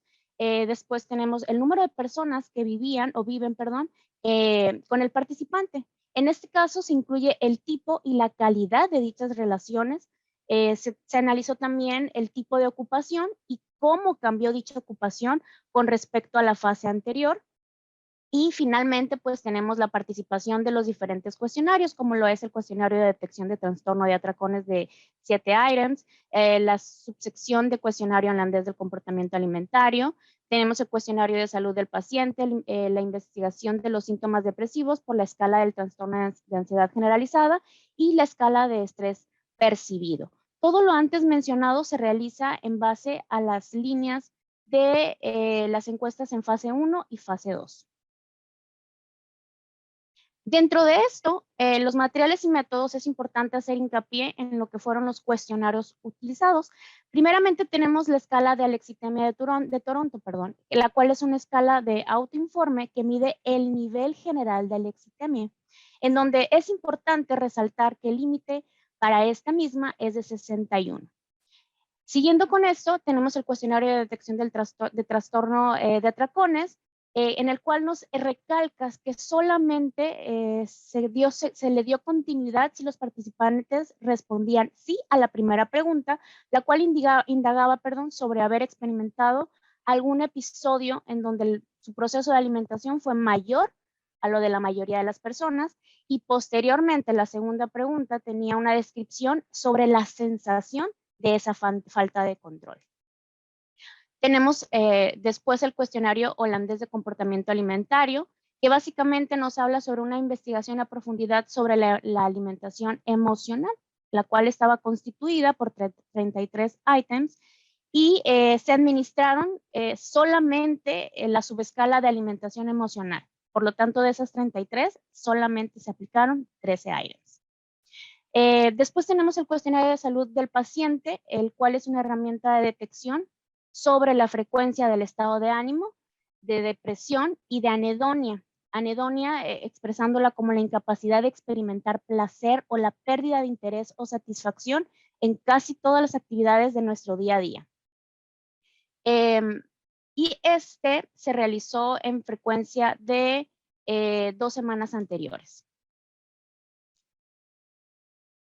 Los últimos 2 cuestionarios hacen referencia al trastorno de ansiedad generalizada, el cual se encuentra considerada como el límite para el trastorno de ansiedad con un valor de su ponderación final de 3. Y finalmente la escala de 3 percibido, en donde nos dice que esta escala, que se encuentra constituida por 10 ítems, básicamente nos explica toda la ponderación en función de la cual las puntuaciones más altas nos indican los niveles más elevados del estrés percibido durante fase 1 y fase 2.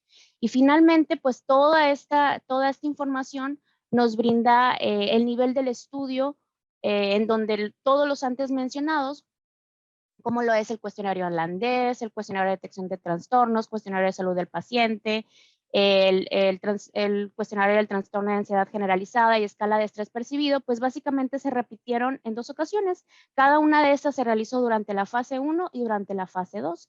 Esto con la finalidad de llevar a cabo un registro de la experiencia actual, es decir, durante el confinamiento, y posterior para hacer una precisión acerca de los recuerdos de las experiencias anteriores durante las semanas, durante las semanas anteriores.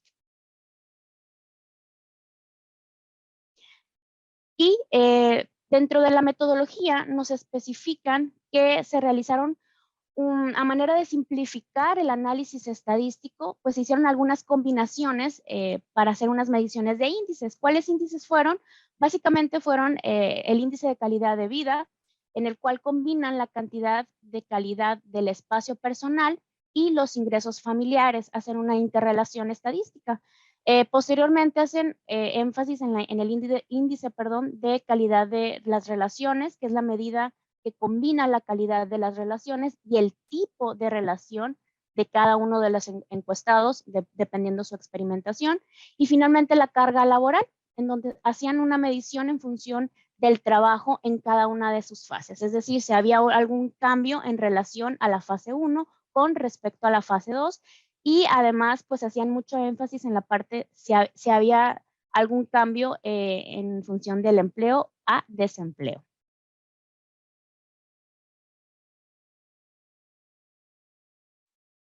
Finalmente, en función del análisis estadístico realizado en este estudio, nos demuestran que los análisis se diseñaron básicamente para evitar modelos demasiado complicados y que fueran de cierta manera imposibles de interpretar, por lo cual algunos de ellos fueron excluidos y no se calcularon en aquellos en donde se consideran interacciones entre los mismos elementos o entre las mismas categorías, lo cual nos lleva a la siguiente nomenclatura, la cual nos habla sobre las diferentes intercepciones de manera aleatoria con la finalidad de identificar al participante para tener en cuenta cada una de las medidas anteriormente mencionadas dependiendo de los cuestionarios evaluativos. Y finalmente hacen énfasis sobre el proceso de recolección de datos y todos esos datos pues posteriormente tuvieron que tener algún proceso de limpieza y después fueron sometidos a través de un software denominado R. La muestra final quedó constituida por 365 participantes, dentro de las cuales se excluyeron algunos participantes con trastornos que presentaron algún trastorno de manera actual o en su pasado. Finalmente, se hizo hincapié en que se tuvo una segunda base de datos, la cual solamente incluían a estos participantes que habían tenido o tenían algún trastorno de conducta autoinformado, y la masa muestral total fueron de los 35 participantes, y de estos fueron informados de manera complementaria en los resultados.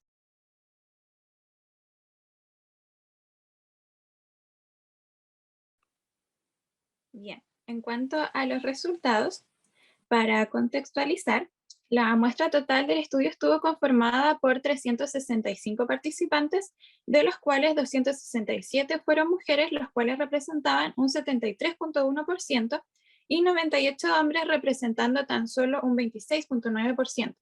Las edades rondaban entre los 18 a 74 años y los índices de masa corporal entre 15 a 37.5.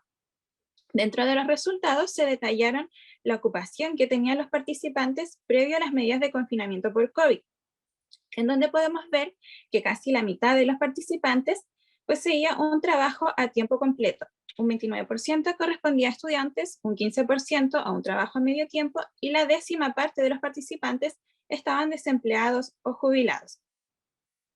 Para continuar, se realizó un detalle de cómo cambiaron estas ocupaciones una vez establecidas las medidas de confinamiento, y se hizo el contraste entre lo que fue la fase 1 y la fase 2.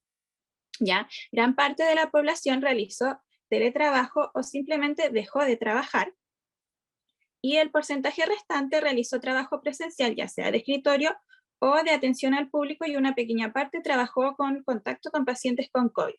Como podemos ver en el contraste entre fase 1 y fase 2, el teletrabajo disminuyó, y por el contrario, el trabajo presencial aumentó, ya que, como se mencionó en la introducción, las medidas de confinamiento de la fase 2 eran mucho menos restrictivas a la fase 1.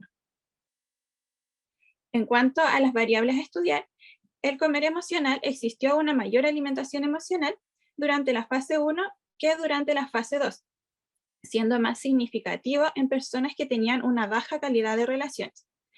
Los niveles más altos de alimentación emocional se relacionaron a personas que presentaban índices de masa corporal más altos, niveles de ansiedad más altos, puntajes de alexitimia más altos y sintomatología depresiva. En cuanto al indicador de calidad de vida, en personas que tenían calidad de vida alto, se relacionó significativamente con el comer emocional, así como con los puntajes de alexitimia. ¿Qué quiere decir esto? Que en personas con calidad de vida alta, los puntajes de alexitimia fueron altos y predicen una alimentación emocional más alta, ¿ya? Y no hubo diferencia significativa en personas que tenían una calidad de vida baja. En cuanto a la variable de prevalencia por atracones, al igual que la variable anterior, se evidenció una mayor prevalencia de atracones durante la fase 1 que durante la fase 2. Y esta mayor cantidad de atracones tuvo una diferencia significativa en la fase 1 y no así en la fase 2. También se presentaron mayores cantidades de atracones en personas que tenían mayores niveles de estrés, con una diferencia significativa en personas que tenían un IMC más alto y no así en personas con IMC más bajo. Entonces, niveles altos de estrés predecirían una mayor prevalencia de atracones, pero solo en individuos con IMC alto y no así en individuos con IMC bajo. Tal como se menciona en los resultados, las 3 hipótesis planteadas por los investigadores fueron confirmadas.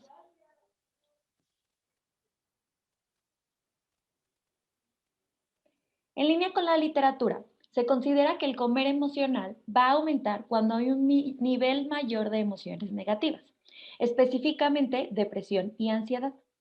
Esta última está relacionada con que a menor calidad de vida hay mayor propensión de obesidad.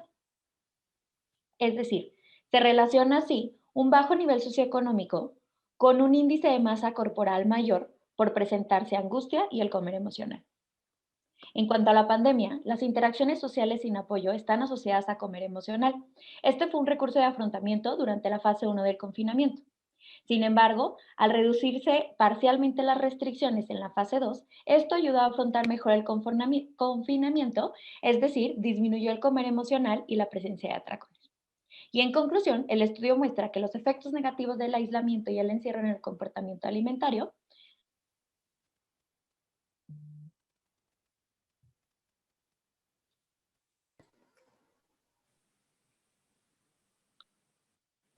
Ahora vamos a pasar al análisis crítico del estudio.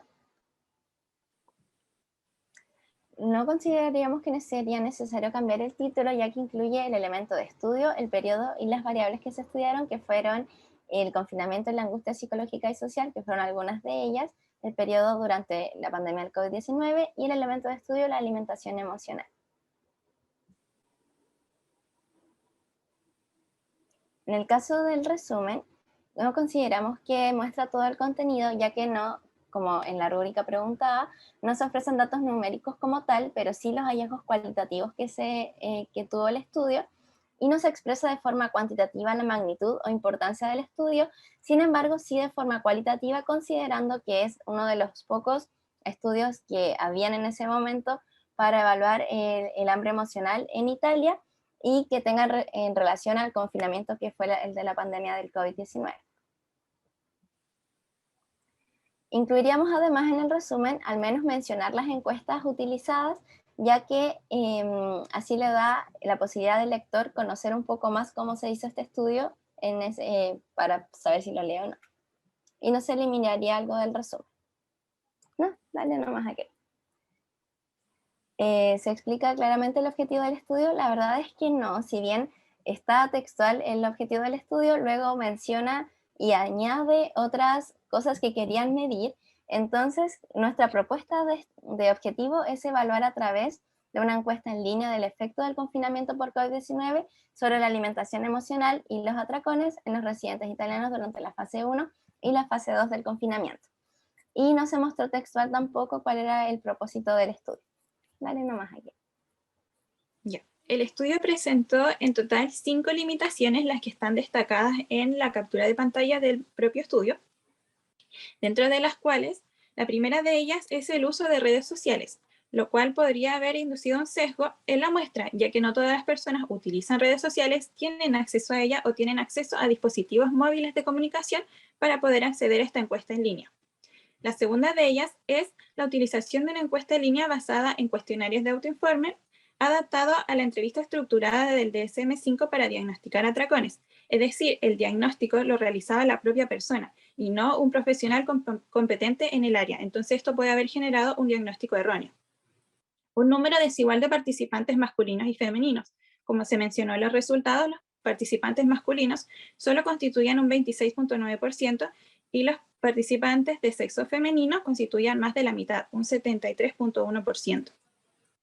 En cuarta parte, el reducido tamaño muestral considerando la metodología de encuesta en línea, ya que si bien esta encuesta duró aproximadamente 6 días, la masificación de las redes sociales en periodo de pandemia fue alta, entonces se esperaba un número mayor de participantes. Y la recolección de datos no se realizó de forma longitudinal. Esto quiere decir que los participantes debían recordar cómo se sintieron en la fase 1 mientras estaban viviendo la fase 2. Entonces esto también pudo haber generado un sesgo.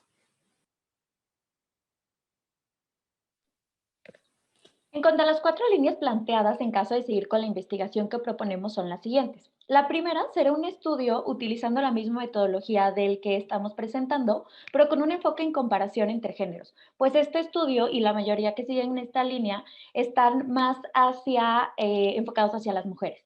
La segunda propuesta es basada en que según cifras recientes se ha demostrado que durante la pandemia del COVID-19 las medidas adoptadas para la mitigación de los contagios, pues en lugar de ayudarnos a la alimentación de la niñez, la ha afectado. Y es decir, se ha considerado que los niños con sobrepeso y normopeso pues han llegado a tener sobrepeso o obesidad. Y para esto evaluaríamos estas causas, si es que el comer emocional ha podido afectarlo, utilizando un cuestionario holandés de comportamiento alimentario adaptado de la versión de adultos del DEBIQ, que consta de 20 reactivos con 3 posibles respuestas, y estas están divididas en 3 escalas y está validado para población latinoamericana. La tercera propuesta abordaría el comer emocional sin el estigma de peso, ya que como se muestra en los resultados, se hace énfasis que a un mayor índice de masa corporal, más presencia de atracones y comer emocional. Sin embargo, se sabe que dicho parámetro pues ya es obsoleto en relación a decir que eso nos incluye o no salud, por lo cual buscaríamos hacerlo desde el enfoque de salud en todas las tallas, sin estigmatizar el peso por medio del índice de masa corporal.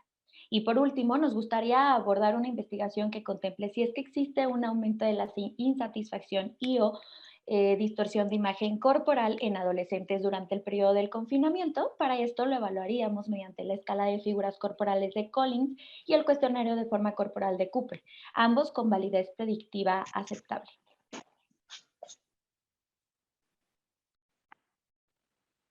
Aquí les muestro los ejemplos. Muy bien.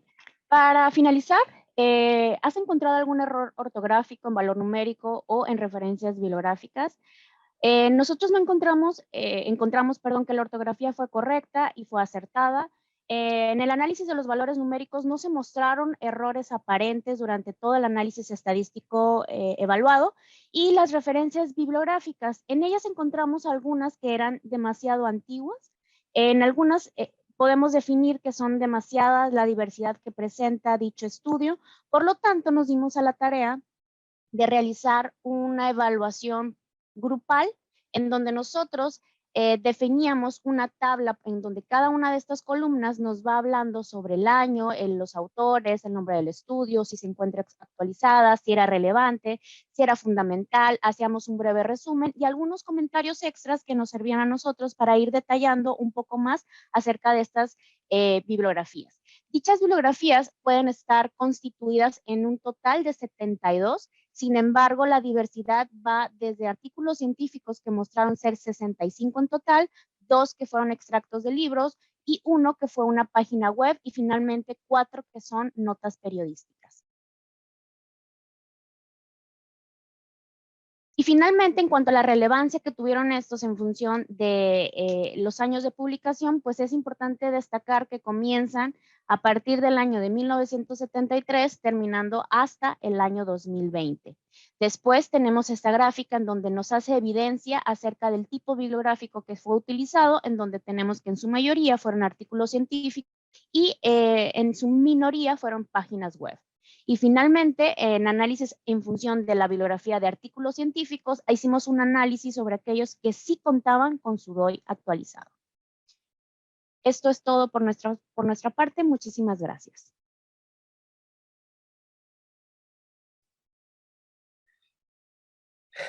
Excelente trabajo. La verdad es que felicitaciones por la revisión. ¿Cierto, profesor Rafael? Un notable esfuerzo visualizado. Totalmente. Muchísimas felicidades al grupo F3. Y bueno, para continuar con la dinámica, por supuesto que el profesor Camilo, como tutor de este grupo, daría las palabras de cierre y de observaciones a este grupo. Sí, la retroalimentación es la siguiente: excelente manejo de los tiempos, buena presentación de antecedentes, animación y acorde para estimular la atención, completo manejo del paper, excelente implicación del uso del software R, lo cual era bastante complejo y ayudó a entender la metodología empleada. Se evita la lectura, buen uso de colores en letras para estimular el aprendizaje y atención, sobre todo en la parte del análisis final en el cambio del título, o la sugerencia del nuevo título, o la mantención del mismo. Excelentes propuestas para una futura línea de investigación, sobre todo basada en la evidencia, y excelente análisis de la bibliografía, incluso superando las expectativas. Nuevamente vuelvo a felicitarla. Excelente trabajo, han estado muy comprometidas desde el inicio. Fueron un grupo muy diverso por su formación profesional, pero eso ayudó a que cada una fuera estimulando a la otra. Y creo que eso se notó al final de este producto. Así que vuelvo a insistir, el tremendo trabajo realizado por ustedes, el desafío era mayor, probablemente uno de los papers más difíciles que me tocó entregar a un grupo, pero pese a eso lograron satisfacer esa necesidad de poder entregar un análisis crítico muy bien explicado. Así que nuevamente felicitaciones. Gracias, profesor Camilo. También me sumo a las palabras. Felicidades, Carla, Diana, Pía y Claudia, por tan excelente presentación. Abrimos o aperturamos este encuentro con tremendos grupos y bueno, el cierre también ha sido fenomenal. Sumamente grato este espacio que, reiteramos, tiene como finalidad el intercambio de saberes, fortalecernos como gremio. Es clave replicar y continuar replicando este tipo de espacio, bien lo resaltó el profesor Carlos Ramos. Y bueno, de verdad felicidades a todas las valientes que han asumido esta responsabilidad de realizar estas revisiones. De igual forma, felicidades a los docentes tutores que han asumido este rol de orientador durante todo este proceso. Y bueno, iríamos con palabras de cierre. Profesor Camilo, iniciamos con usted ya para cerrar la sesión del día de hoy. Sí, totalmente, profesor. Solamente preguntar si es que si se liberó ya la encuesta. Creo que sí, Sí. ¿cierto? Perfecto. Sí, confirmo. Perfecto, profesor. Sí, para estimular también la realización del feedback. Bueno, desde mi parte, ha sido un honor estar presente aquí con ustedes. Creo que el trabajo realizado por los 3 grupos es absolutamente positivo. La conclusión es que los estudiantes de este diplomado están muy capacitados para poder afrontar las exigencias del mundo laboral, sobre todo con las demandas que exige estar constantemente actualizado. Así que de mi parte me voy muy contento para disfrutar este fin de semana con la tarea hecha, con la labor cumplida, y qué mejor manera de poder iniciar este pequeño descanso con un excelente sabor de boca con respecto a lo presentado. Así que muchas gracias y felicitaciones nuevamente, equipo. Gracias, profesor. Profesora Yazareni. Bueno, nuevamente agradecer por la oportunidad de participar con ustedes, acompañar a los diferentes grupos, bueno, no solo a quienes se presentaron aquí en el workshop, que fue un gran placer, sino también a los grupos que presentaron de manera sincrónica.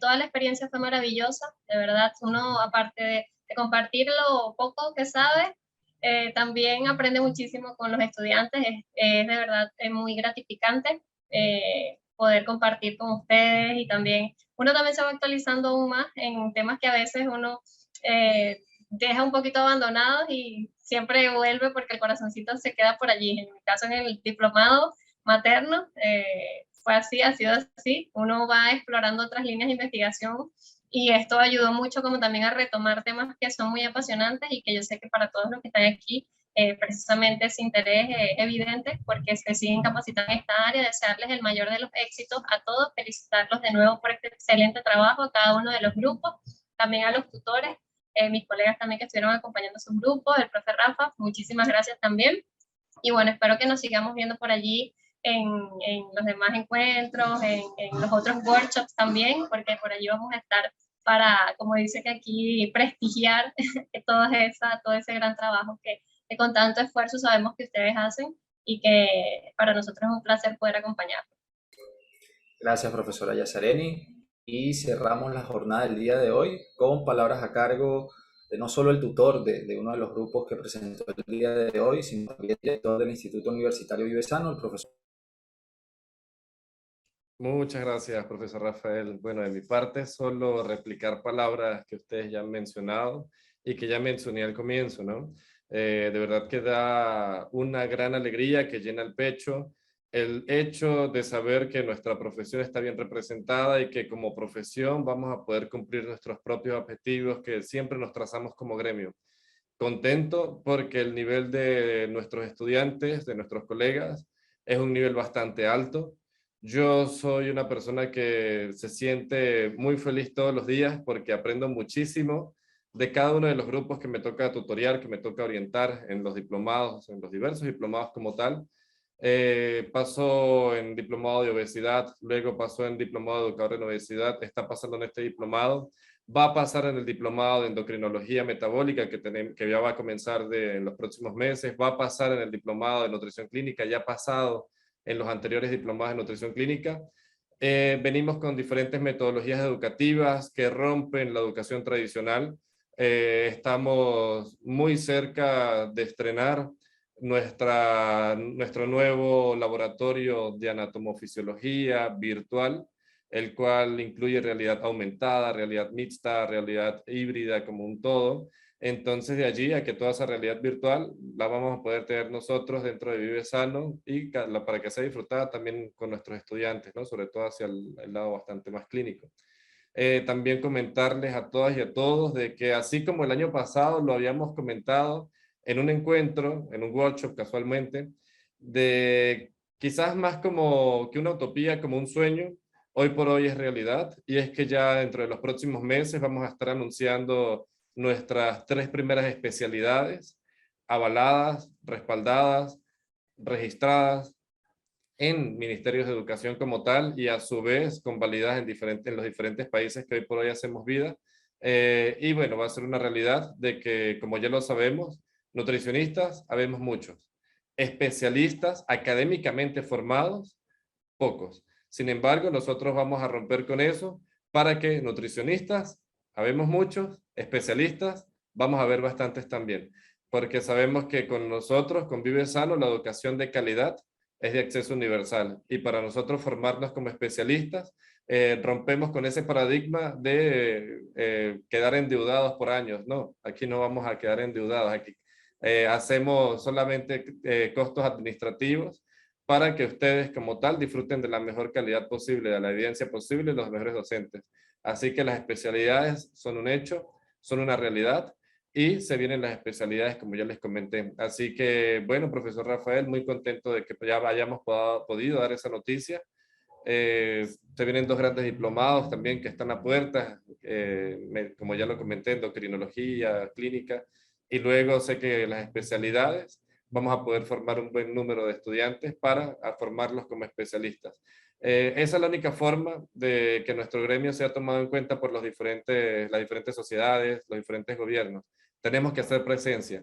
Si dejamos espacios vacíos, nuestra profesión va a seguir tomando el mismo camino. Así que sabemos que para hacer algo diferente, o mejor dicho, para tener resultados diferentes, tenemos que hacer las cosas diferentes. Y es por ello de que acá en Vive Sano venimos con todo. Vamos con todo, mis colegas, vamos con todo, profesor Rafael, profesora Yazareni, profesor Camilo, que está por allí también acompañándonos.